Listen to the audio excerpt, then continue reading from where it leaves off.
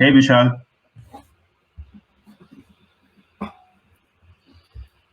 All right. Are we live? Yes, Vishal, we are live. Cool. Just give me 1 second. I'll share my screen. Yes. So how are you, Vishal? I'm good. I'm good. How about you? I'm great. So really exciting having you as a speaker for CC Days here. So if you could just quickly go ahead and give everybody an introduction about yourself and your topic. Sure. That's awesome. Yeah.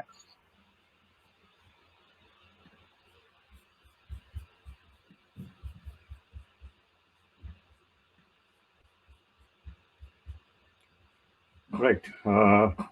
Cool. So today we are going to talk about MagicScaling event pipelines with Keda and Virtual Kubelet. And my name is Vishal Biyani. I'm CTO and founder at InfraCloud Technologies. I keep dabbling typically with Kubernetes, serverless technologies, and some of the new exciting technologies in the cloud native landscape. We also run the Pune Kubernetes meetup, and we've been running it for a few months, of course, virtually now. So please feel free to join us every month. We have some really exciting talks from the local speakers and community about their use cases and interesting technologies. Great. Cool. So since we are doing this talk after lunch, I thought a menu metaphor might be a good one. So what we are going to serve today is what I'm going to talk about. So we'll start with the first starter plate, which is Keda. We'll understand what Keda is, what it does. Then we'll go on to Azure Container Instances, which is a very exciting piece of technology I've been following for a bit. And, some very interesting ideas there, and there is a lot to be explored yet. The next plate on the menu will be Virtual Kubelet. We'll see how that relates to Azure Container Instances, what it does, and what it can do for us in this demo. And then finally, what we do is we stitch together the ingredients from the first three dishes, so to speak, to build our MagicScaling pipeline and go through the code and then go through actual demo. And then we'll eventually wrap up with questions, caveats. And of course, every situation or solution is based on context. So what I'll explain is, the demo might work great in some context. It may not work great in so much other context, and we'll walk through that. And for anybody looking for Candy, the code is on GitHub. Go ahead and feel free to check it out later now whenever you get a chance. So yeah, cool. So even before we go into event pipelines and scaling them, I think it'll be good to level set in terms of what event pipelines are really, right? So today we look at many applications, integrations. The data flows, from one place to other place. It does something and then goes to some other place. So there are a bunch of things, happening, which are event-driven, right? All of us are definitely very familiar with, many message queues like Kafka or NATS or RabbitMQ or ActiveMQ.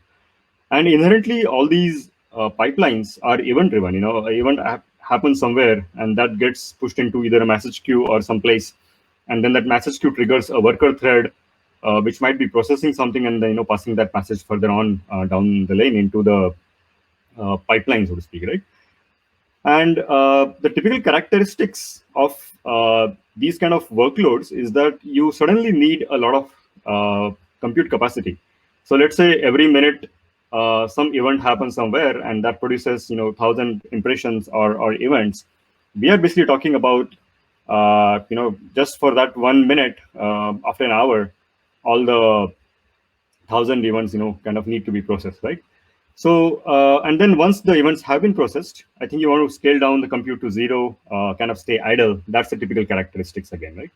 So that's the kind of event pipeline we are talking about here, because the pipelines and event could mean different things to different people. So I thought it would be good to level set the context here.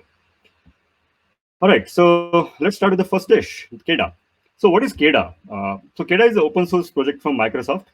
It's acronym for Kubernetes Event-Driven Autoscaling. At a very fundamental level, I think it does two things really well, and that's what it is really best at. It activates a deployment when an event happens. So let's say a message appears in a message queue, or a change happens in a database row or whatever, right? That's an event. And as soon as that event happens, it informs or activates somebody that, hey, an event has appeared. You need to wake up and start processing, right? So that's a 0 to 1 kind of event. And once events have started appearing, the first worker has started consuming those events. Keda also actually helps you in scaling the worker processors from 1 to n. So let's say the first event appears, you go from 0 to 1, but there are a lot more events. So based on certain matrices and monitoring, Keda will auto-scale your deployment from 1 to n. And last point I didn't mention is once the events have been processed, it again brings that scale back from n to 0 or n to 1 first and then 1 to 0 first, right? So it's meant to be a way to scale out and scale in your actual processing uh, like processor worker object, so to speak, right? All right, so how does it do this? So those of you who are familiar with the general Golang and the Kubernetes terminologies, it achieves it using two objects. And even if you're not aware of those terms, I'll briefly explain how it is achieved. So the first thing you create is something called a scaled object. So it is very similar to a Kubernetes pod or a Kubernetes deployment spec, but it is of type scaled object. And apart from metadata in the spec, if you look at it, you specify a target reference deployment. So what this means is this is the deployment that should be activated if there is an event. And the polling interval here, we are specifying 30 seconds. And then in the trigger information, we are specifying what trigger should this deployment be activated on. And in the example that I'm showing here, we are talking about Kafka. And in the metadata, we pass all the information. For example, the servers to connect to, the consumer group to talk to, the topic on which to watch for events. And this metadata, of course, will vary from trigger source to trigger source. For example, in Kafka, there are these 4 parameters. In case of NATSQ, it could be completely different set of parameters. And in case of Prometheus, it could be another set of parameters altogether. And then you also pass reference to something called as authentication reference, which basically holds information of how to connect to this Kafka server here. But scaled object is primarily tasked with capturing the information as to whom to activate and what is the trigger. Now, going to the second object that it uses to achieve this is the trigger authentication. Trigger authentication is relatively simple. It basically is an encapsulation of multiple secrets which hold various pieces of information for a given event source. So this is a very specific to one for Kafka, for example, where we are specifying the auth mode, the username, password, the certificate authority, the certificate, and the finally key. So it's just a list of secrets that you will need to authenticate with your message source or event source, let's call it. Now let's see how this actually works in practice, right? So Keda supports a bunch of sources for events, right from Amazon SQS to Redis to NAT streaming, RabbitMQ, Postgres, or even Azure Service Bus, or Azure Event Hub. And what a user does is it creates a scaled object and trigger authentication, as we saw in the previous examples. And you also create the deployment. So deployment is your actual consumer job, which is going to process the message from the work queue and do some output. And once you create the deployment and these two objects, Keda actually creates the horizontal pod autoscaler for you, which actually enables you to scale the object from 0 to 1 and beyond that. Now, once a message arrives in the message queue, Keda is basically watching here that, hey, is somebody sending a message? And as soon as the message arrives, it is going to activate this HPA and deployment. So it's going to bring up the HPA to 1, and then deployment, of course, replicas 1. And there is one pod that is spinned off to consume these messages. Now, as more messages arrive, it's going to scale out your deployment. And again, this scaling is decided and depending on how you configure it. Whether you want it one consumer per message, or whether you want it a consumer could handle multiple messages, but scale out based on either CPU or memory or some other parameter, right? Like some other custom metrics as well. So Keda will scale out these, and once the messages have been processed, it will again bring it back to 0. So no more consumer objects lying around, basically. What I really like personally about Keda is you can integrate with a bunch of these sources for events and still maintain a pretty low footprint of the consumer objects, because your consumer objects are actually being dynamically created and destroyed based on events. So that's a very basic introduction to Keda. And as of today, they support these many scalars, as they call it, at various levels. So there is Kafka, there is NATSQ, there is bunch of them, but that's a pretty broad coverage for any event-based pipeline. All right. The second exciting dish on the menu today is Azure Container Instances. So what is Azure Container Instances? It is probably one of the most simplest ways to run and deploy a container that is out there today. All you need to do is write your code, build a Docker image, and your Docker image is ready. Simply use the container service to deploy it. So it's a completely managed container service. You don't need to worry about virtual machines. You don't need to worry about any orchestrator like Kubernetes or Mesos or Swarm. And you don't need to manage anything, no VMs to manage, no orchestrator to manage. But it still provides you hypervisor isolation. So if I have to simply deploy my application, for example, in the command below, I'm showing like a simple Nginx deployment. All it takes is a simple command. Of course, I have to write the code and build the Docker image and be sure it does what it does. And then I can configure a bunch of parameters, whether the IP address should be public or not public and those kind of things. And that's it. So it's a great way to bootstrap applications, and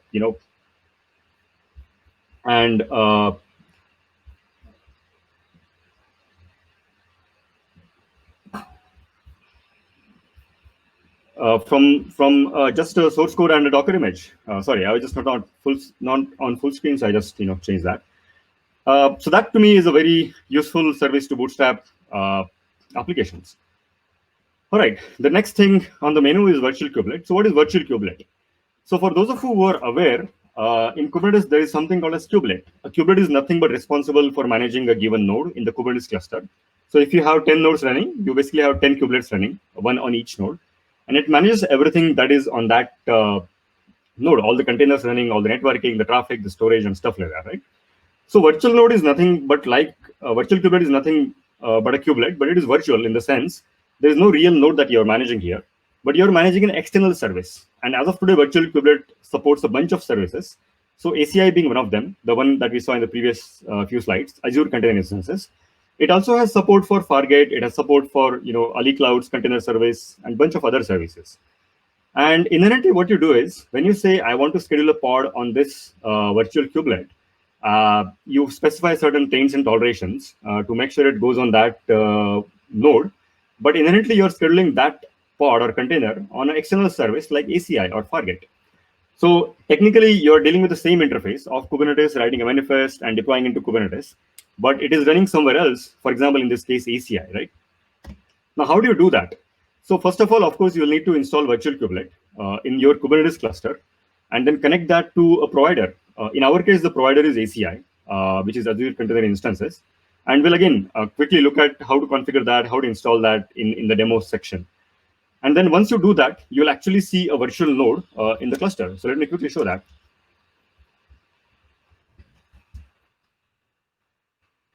So if you look at the nodes here, I can see two nodes.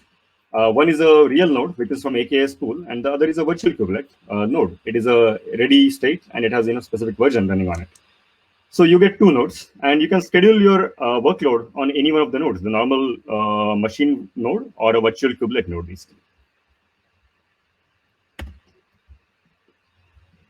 All right. So now coming to MagicScaling pipeline, which is where we are going to combine these three ingredients that we cooked earlier to make a real recipe or a dish out of it. So what are we going to do? So the first thing so there are a couple of components. So first thing we have is a publisher deployment. This deployment is nothing but it is connecting to a NAT server and writing a message. So it's a publisher pod basically. And this pod, again, we are going to schedule on the virtual kubelet, not on the actual real node in the Kubernetes cluster. So as soon as we deploy, it's going to get scheduled on the publisher as a publisher pod onto Azure Container Service. And it's going to write a message to the NAT streaming queue through service host. Now, as soon as the message arrives in NATs, Keda is going to be watching on it. So we'll have Keda pre-installed before we actually go there. And Keda is going to say, hey, there is a new message. I need to do something about this based on the scaled object and the authentication trigger object that I have. So it is going to inform the deployment to activate. So before it informs, the deployment is going to be at 0 scale, and HP is going to having 0 out of 10 pods. And as soon as Keda informs, it's actually going to go and schedule or make the scale to 1, and that will schedule an actual consumer pod in the ACI. Now, since more messages are arriving, it is going to scale that deployment from 1 to multiple pods. I have shown 3 here, but it could be any number really. And once all these messages have consumed the messages, it is going to destroy and bring it back to 0, right? So that's the end-to-end magic scaling pipeline that we're going to talk about. All right, now let's switch to the code and demo.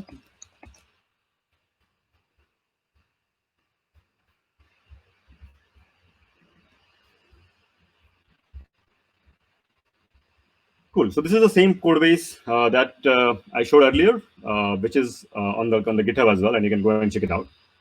So the first thing we do, and some of these steps I have done earlier in the interest of time, so that we don't end up running into issues or waiting for something to get ready. So I have created an AKS cluster, which is Azure Kubernetes Service Cluster. So for that, you first need to create a group, then you need to create a service principal, and then you need to create finally a cluster. Once you have created the cluster, we get the credentials of the cluster, and that way our kubekernel is configured locally, so we can actually connect to the cluster and see what's happening. Then, taking all these parameters that we kind of produce in the first stage, we set a bunch of parameters. For example, what region are we in, what resource group are we using, and stuff like that. And that is useful for us to actually install Helm. Virtual kubelet using Helm. So then we install virtual kubelet, and then virtual kubelet is successfully deployed there. Once virtual kubelet is deployed, we also set up Keda. So Keda is again a very simple, two-step process. You create a namespace for Keda, and then add the Keda core repo to your Helm repository list, and then you simply install, Keda. So that is the kind of basic setup. Now for our magic scaling demo, I have actually used the Nats demo from the this GitHub repository. So for that, I have also installed Nats. So Nats is again a very simple installation. You create a namespace and you deploy the Helm chart of Nats, and you're good to go there. Now, one thing that we have done kind of a little hacky, and I'm going to talk about that a little in the end, is technically the Kubernetes cluster resources, which are running on the actual real nodes, should be able to talk to the ACI nodes, which is running in the Azure container instances, and other way around. But right now, there is an open bug in the virtual kubelet repository, which is that the ACI pods can't directly talk to a resource in the Kubernetes cluster. And that's why what we do is we actually use a Nginx ingress controller and expose the Nats pod that we created earlier, or deployment that we created earlier, onto TCP. And for that, it's a very simple process again. You need to configure a couple of ports that you need to expose and point to the right namespace and the right name of the Nats deployment and expose the right ports. So instead of trying to reach directly within the network, we are taking a little longer hop that going all the way to load balancer from the TCP port forwarding and going to the Nats pod instead of going directly. But once these two issues are resolved on the virtual kubelet repo, that kind of should go away. So that's the setup that I have done so far, which is what it is ready. I'll quickly show that to you so that you're on the same page as me.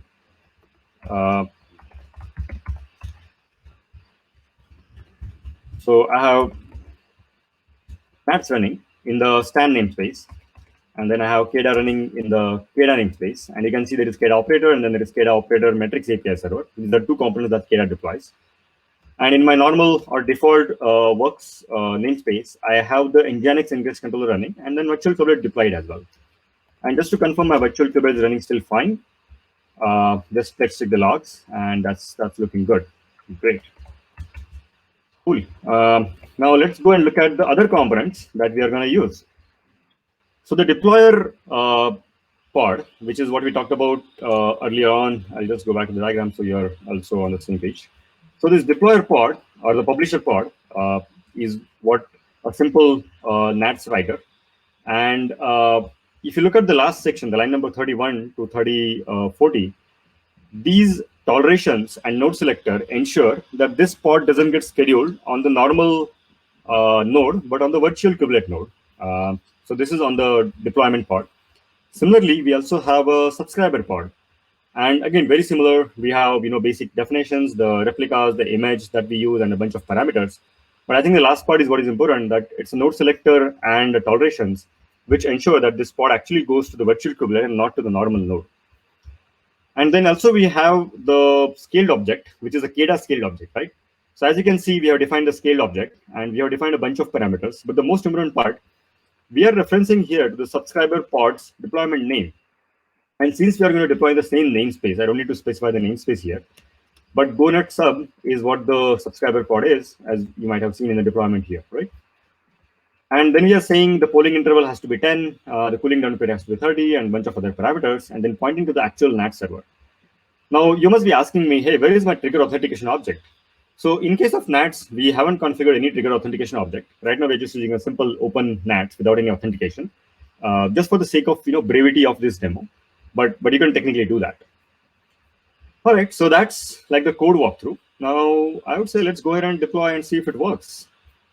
All right, so the first thing I'm going to do is I'm going to deploy the consumer pod first. And I'll tell the reason why I'm going to do that.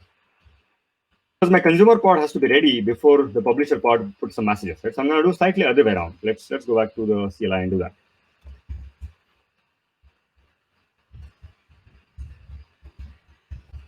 Right, so I'm going to deploy the subscriber. And we'll see that the pod is getting scheduled. Oh, it's terminating, that's weird.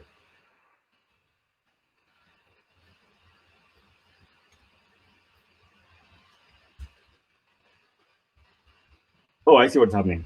The reason that is because we actually already have a scaled object, and it has reduced the. Okay, I should have probably done this earlier on, but I'll still explain and go ahead. So if you actually now look at deployment, I can see my GoNet subscriber already has a deployment created. But what Keda did, because I had already deployed the scaled object beforehand, and I forgot to delete it in the previous iteration, is that as soon as I deployed it, it killed the pod, but it still kept the deployment. So all it did is scaled it back to 0, basically, right? So Keda has already kicked in here, and let's look at the log of Keda so that we are clear on that as well.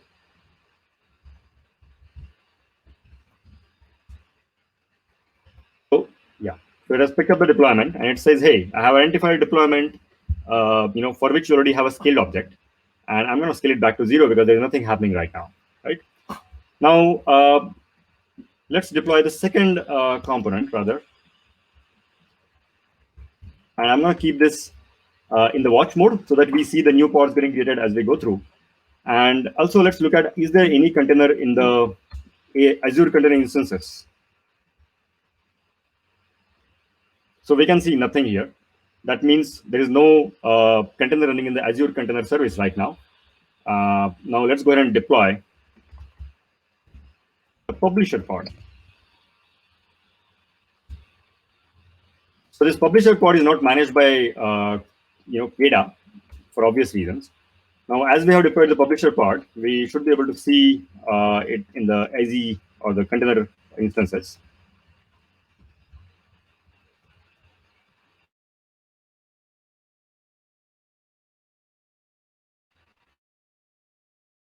In Azure container list has one pod that we just defined has deployed. So this is the publisher pod, by the way, just to be clear.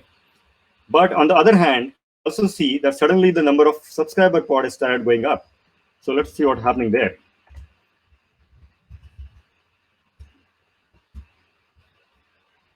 As we can see, the subscriber one has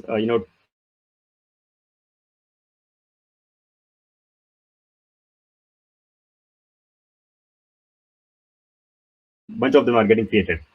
And we should see the same effect on the Azure container instances, that bunch of subscriber pods are getting created. Some of them are pending, some of them are running, but as we can see, a bunch of them are getting created. So if you now look at it, for one publisher pod that I created, there are a bunch of subscriber pods getting created. And let's look at the logs of the publisher pod as to what it actually pushed out.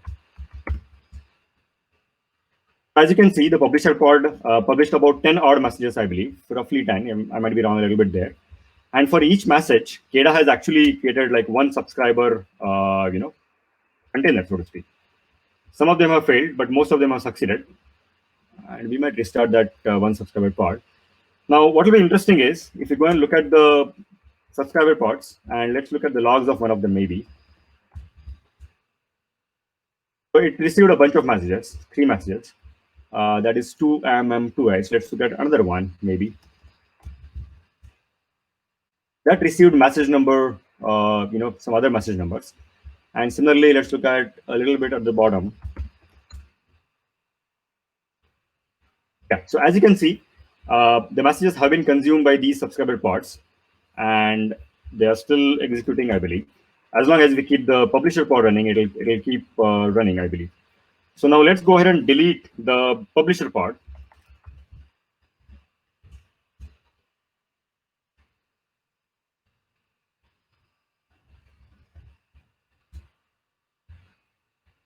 Right. So now we can see the subscribers are still running. There is one failed subscriber. We can try to restart it actually. Easy container restart. Now that's my name this, and then I believe resource group is this.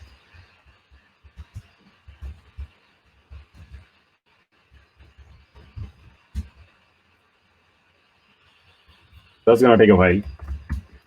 Yeah. So as we can see here again, all of these pods are not running on my Kubernetes cluster. They're actually running on a different node, which is virtual kubelet. So only my nginx ingress controller and virtual kubelet is all that is running on my actual real node. All of the other ones are running on virtual kubelet.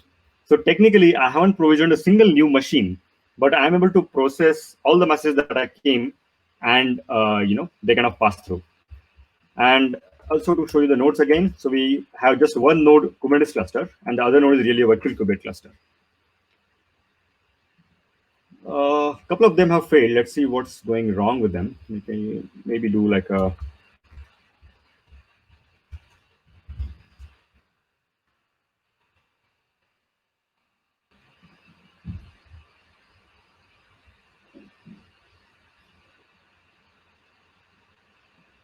okay, that seems a little odd, but just a couple of them actually. Most of them are looking good otherwise.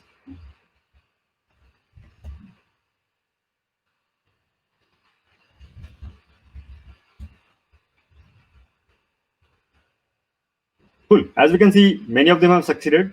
Most of them are otherwise either pending or updating, but overall the execution has went well. So without provisioning a single new machine, I was able to process a bunch of these pods. So technically, we can extend this to a much larger number of messages and potentially also much larger number of pods getting created on the fly, getting executed, and then kind of dying so that the work is done. They kind of go back to earlier state. So while that cleans up, we'll just really go through a few more slides and then come back to see what is left of the Azure container instances. So I think one of the fundamental questions that definitely you might ask is, hey, why do all this? Why not simply run like a machine or whatever, right? So my answer to that would be, we can keep the static infrastructure in the static cluster, just one or two nodes running, minimum whatever required. And whenever an event comes, burst into Azure container instances and then kind of come back. And then all of the event process is now handled by ACI, which is a completely managed service, so that I don't have to manage that infrastructure, look at the scaling part of it. Somebody else is kind of taking care of me at that, as a managed service. And the best part I really like about this is you're scaling at the container level, not at the virtual machine level. You don't have to extend a virtual machine. You just add a container into Azure container, it spins off, executes the task, and then it is done. You kind of kill it, so to speak. So I think this is a great use case for many intermittent workloads where you expect a little bit of volume periodically, but not consistently. But again, this is very contextual. Your mileage might vary, and you should choose based on what problem you're trying to solve in the first place.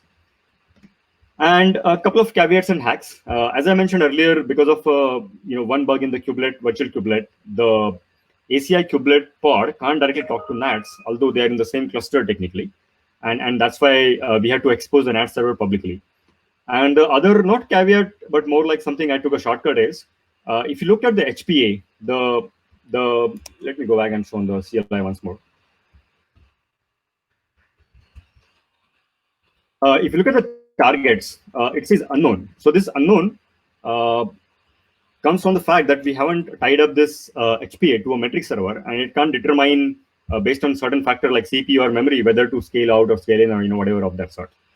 And something this can be done in an ideal world, but of course I haven't done for now. And one of the interesting things that I'm doing right now is I'm actually integrating Keda, the very first thing that we saw with Fission. Because in case of Fission, it's a function as a service platform, and we basically want to enable like dynamic scaling, for certain events, and just execute the function and then kind of die out, so to speak. So the Fission Keda integration should be released in the release 1.11. That will be coming somewhere in the mid of July. And Fission is a function as a service platform on top of Kubernetes, just for your knowledge. And then there is another project that we are working on, which is BotCube. It's a open. It's a bot for your Kubernetes cluster. It supports Slack, Microsoft Teams, and a bunch of other messengers. You can talk to Kubernetes cluster through the bot actually.